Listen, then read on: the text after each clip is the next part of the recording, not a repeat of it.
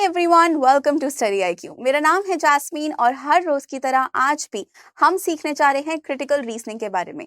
Critical reasoning guys, I am sure that because it's a very new subject, हमारे लिए थोड़ा सा challenging हो जाता है। बट अगर आपने क्रिटिकल रीजनिंग अटेम्प्ट किया है, चाहे एक भी क्वेश्चन, तो आपने ये देखा होगा कि उसके कुछ क्वेश्चन रिपीटेटिव होते हैं, पैटर्न सेम होता है। ऐसा इसलिए होता है क्योंकि टाइप सेम रहता है। इसीलिए इस वीडियो सीरीज का यही मोटिव है, to help you understand different types of questions that come in critical reasoning. और इस पर्टिकुलर एरिया में हम डिस्कस कर रहे हैं इन्फरेंस बेस्ड क्वेश्चन, कि किसी भी क्वेश्चन का कंक्लूजन कैसे निकाला जाता है। If you are a CLAT aspirant और you are preparing for any other law entrance test in the country, I am sure that you must be struggling to find a few resources to practice every day. हर रोज नए resources ढूंढना थोड़ा सा challenging हो जाता है। इसीलिए we have started a Telegram channel जहां पर आपको एवरी डे free resources मिल जाएंगे which you can include in your daily practice.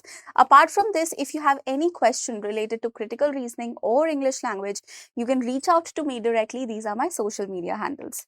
हम आपके लिए स्टडी आईक्यू पर एक वन स्टॉप सोल्यूशन लेकर आए हैं guys. If you are struggling to find the right mentorship resources to study for these law entrance tests, then believe me that this is one stop solution. हमारा paid batch जो है वहां पर आपको ये सारी चीजें मिल जाएंगी. You can use the code JAS and you can get the maximum discount out of it.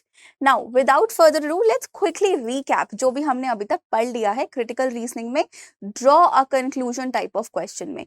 If you remember, हमने पढ़ा था कि सबसे पहले हमें पैसेज को समझना होता है. इस वीडियो में हमने पैसेज सॉल्व भी किया था. उसके बाद हमने समझा कि प्रीमाइस और कंक्लूजन में क्या डिफरेंस होता है, प्रीमाइस को कैसे पहचानते हैं, कंक्लूजन को कैसे पहचानते हैं, और इन दोनों के रिलेशनशिप को कैसे समझा जाता है. Once we did this, we then understood different types of questions. कभी कभी वो इन्फरेंस डायरेक्टली नहीं पूछता, घुमा के पूछता है. अगर आपने ये सारे वीडियोस नहीं देखे हैं, then go back, watch them first and then come back to this one. Also we discussed कि एक बार जब हमारे को प्रीमाइस पता चल गया, कंक्लूजन पता चल गया, इन दोनों के बीच की जो कड़ी है वो क्या है, वो है असम्पशन. और असम्पशन क्या होती है ये भी हमने समझा. इस वीडियो में हम करेंगे आगे के स्टेप्स के बारे में बात, कि यहाँ तक तो हमें समझ में आ गया कि हमें पैसेज को समझना है. पैसेज की अंडरस्टैंडिंग होनी बहुत इंपॉर्टेंट है किसी भी आर्ग्यूमेंट को आंसर करने के लिए. करेक्ट. उसके बाद हमने क्या समझा कि एक बार आर्ग्यूमेंट समझ में आ गया, उसके बाद हमें प्रीमाइस समझना है, फैक्ट देखने हैं, उन फैक्ट्स के बेसिस पर हमें कंक्लूजन तक जाना है. And then we did assumption. Today we are going to do step 5.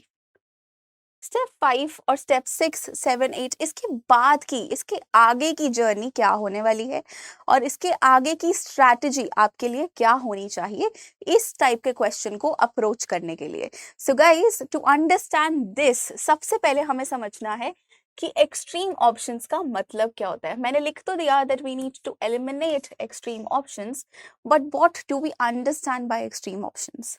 Usually हमारे को एक ट्रैप में फंसाने की कोशिश की जाती है क्रिटिकल रीजनिंग में. क्रिटिकल रीजनिंग में आपका क्या टेस्ट हो रहा है, logic, right. If you are able to understand the passage logically और नॉट, आपको ये समझ में कितना आ रहा है, आप कॉम्प्रिहेंड कितना कर पा रहे हो. करेक्ट. क्योंकि वो हमारी कॉम्प्रिहेंशन स्किल्स देख रहा है, लॉजिक देख रहा है, वो यूजुअली हमारे लिए एक ट्रैप बिछाएगा जिसमें हम फंस जाएं. और वो ट्रैप क्या होगा, it will be of extreme answer choices. Extreme options क्या होते हैं, they are usually not supported, again they are usually not supported by the passage. ये पैसेज के लिए हमारे को कभी भी ऐसे ऑप्शन को नहीं चूज करना चाहिए यूजुअली, क्योंकि वो आंसर नहीं होता जिसमें हमारे को एक्सट्रीम ऑप्शन दे दिया गया है. जैसे कि this is something that never happens और this is something that always happens. हमारा जो अंडरस्टैंड, जो हमारे पैसेजेस होते हैं ना क्रिटिकल रीजनिंग में, उनका जो टोन होता है, वो टोन होता है बहुत ही ज्यादा कमेंट वाला. फॉर एग्जाम्पल, कोई भी आपका असेसर या राइटर या ऑथर है उस पर्टिकुलर टेक्स्ट का, तो उसने इस आइडिया से उस पैसेज को लिखा होता है कि वो किसी एक पर्टिकुलर चीज पे कमेंट कर रहा होता है. Now this is not in all scenarios, there are exceptions, but mostly यही होता है. इसीलिए हम कभी भी एक्सट्रीम ऑप्शंस को नहीं चुनते, क्योंकि एक्सट्रीम ऑप्शंस हमारे लिए सूटेबल नहीं होते, हमारे पैसेज के साथ अलाइन नहीं करते. यूजुअली वर्ड्स लाइक ऑलवेज और never. something that always happens, something that never happens. Let's move on and understand step 6. अब यहाँ तक तो हमने समझ लिया, पैसेज समझा, प्रीमाइस समझा, आर्ग्यूमेंट समझा, उसके बाद हमने असम्पशन क्या होते हैं वो जाने, उन दोनों का रिश्ता क्या है आपस में वो जाना. नाउ लेट्स अंडरस्टैंड कि इसके बाद हमें क्या करना है. We need to be careful with the negatives. सबसे पहले हमने पढ़ा कि हमें क्या नहीं करना, एक्सट्रीम ऑप्शंस को नहीं चूज करना, उनसे दूर रहना है. Now there are exceptions always, but we need to be what? We need to be cautious. We need to be cautious with the negatively phrased answer choices as well. इससे क्या होता है कि वो कोई भी बात आपको घुमा के बोल देगा.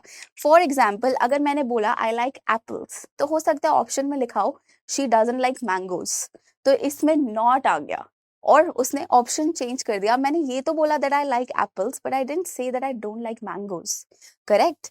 इसीलिए negative questions, negative answer choices पे ध्यान देना बहुत इंपॉर्टेंट है, जहां पर नॉट का यूज हो जाए, doesn't, do not, does not, क्योंकि ये मिस इंटरप्रेट करते हैं, ज्यादातर हमारे को मिसलीड करते हैं इनकरेक्ट आंसर्स के टुवर्ड्स. इसीलिए हमारे को इस चीज के लिए केयरफुल रहना बहुत ही ज्यादा इंपॉर्टेंट हो जाता है. Now once you have understood this becomes very important again. So सबसे पहले हमने पढ़ा स्टेप 6 क्या था, कि हमें एक्सट्रीम ऑप्शन से बच के रहना है और नेगेटिव ऑप्शंस को थोड़ा और ध्यान से पढ़ना है, क्योंकि वो ट्रैप होता है आपको गुमराह करने का, आपको क्या करने का, अपने राइट आंसर से डिविएट करने का. इसलिए हमें डिविएट नहीं होना. Next step is logical connectors. We need to pay attention to the logical connectors such as therefore, however and because etcetera. You remember हमने कंजंक्शंस पढ़े थे इंग्लिश की क्लास में, राइट? कंजंक्शंस का दूसरा वर्ड होता है कनेक्टर्स. मतलब सेम है, बस वर्ड बदल गया. कंजंक्शंस ही होता है इसका मतलब, इट्स जस्ट दैट कि हम इसको बोलते अलग तरीके से, connectors. These words often signal inferences or relationship between statements.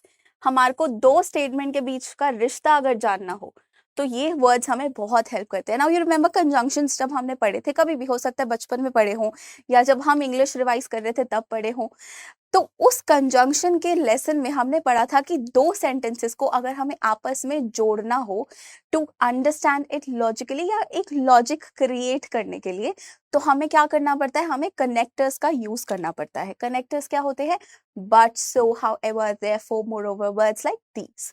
Now these words what they do is they connect two sentences together in order to make sense, ताकि हमें वो समझ में आए कि आइडिया क्या है. वही वो कह रहे हैं कि इन वर्ड्स पे हमें ध्यान देना है, so that we are able to understand the relationship between the two statements और मल्टीपल स्टेटमेंट्स. नाउ यहाँ तक का तो जो हमारा सफर था वो था गाइस टू अंडरस्टैंड कि इन्फरेंस कैसे ड्रॉ करना है. अब बारी आती है एप्लीकेशन की. जो भी हमने यहाँ तक सीखा है हम उन सबको आने वाले वीडियोस में प्रैक्टिस करेंगे, उनको अप्लाई करेंगे. So make sure that you watch those lessons as well and you sit with us and practice it when we are covering those practice sessions. क्यों? क्योंकि प्रैक्टिस के बिना हमारा जो लॉजिक है, जो भी हमने अभी तक सीखा है, that is going to be useless. क्योंकि हमें एट द एंड क्या करना है, हमें हमारे राइट आंसर तक पहुंचकर स्कोर्स बढ़ाने हैं अपने. और जब तक आपके मॉक टेस्ट में स्कोर नहीं अच्छे आएंगे, आपका कॉन्फिडेंस बिल्ड नहीं होगा. और वो कैसे होगा, when we practice every day. तो हमें हर रोज प्रैक्टिस करना है. We will make sure that whatever we have learn so far we will practice them going forward. इसलिए हमारे लिए प्रैक्टिस बहुत इंपॉर्टेंट है. It's the key to success. हमारे को प्रीवियस ईयर क्वेश्चंस यूटिलाइज करने हैं, मॉक्स करने हैं, और भी बहुत सारी प्रैक्टिस करनी पड़ेगी ताकि इन्फरेंस बेस्ड क्वेश्चन में हम कोई भी गलती ना करें. अगर आप ढूंढ रहे हैं कुछ ऐसे फ्री रिसोर्सेज जिनको आप यूज कर सकते हैं अपनी डेली प्रैक्टिस में, you can join us on Telegram. वहां पर आपको ये सभी रिसोर्सेज मिल जाएंगे. In the meantime, you know, if you have any questions you can reach out to me directly. या आप जानते हैं कि मेरे सोशल मीडिया हैंडल्स यहाँ पर मेंशन्ड है. Please feel free to reach out अगर आपका कोई भी सवाल, कोई भी डाउट है तो. Until then, all you need to do is keep practicing, focus on your health as well, take care of yourself. All the very best, and I'll see you in the next lesson. Bye bye.